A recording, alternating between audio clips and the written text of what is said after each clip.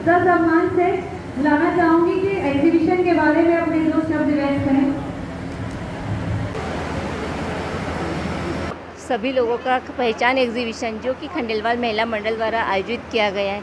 हमारी टीम, हमारी जो महिला मंडल है, पिछले कई दिनों से मतलब पिछले 2 महीने से हम लोग पूरे लोग इस काम में इन्वॉल्व है, क्योंकि हम पहली बार ये एग्जीबिशन को लगाए हैं यहाँ, इसलिए सब में एक अलग ही जोश था कि हमको अपनी एग्जीबिशन को सबसे अलग मतलब समाज में सबसे अलग हमारी एक पहचान बनाना है, जो कि इसका हमने नाम भी इसी तरह ही चयन किया, पहचान।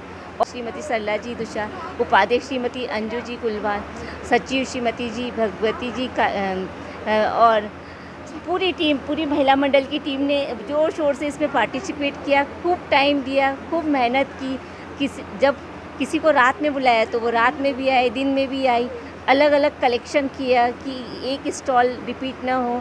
सब ने बहुत ही ज़्यादा सहयोग दिया और आज हम आप देख रहे हैं उस मेहनत का रिज़ल्ट, इसका प्रतिफल कि हम ये एक महेश्वरी भवन में इतना अच्छा लग रहा है कि किसी को घर जाने का मन ही नहीं कर रहा है, यहाँ इतना आनंद आ रहा है। आप सभी पधारे हुए और सभी स्टॉल वालों का मैं हार्दिक स्वागत करती हूँ, अभिनंदन करती हूँ।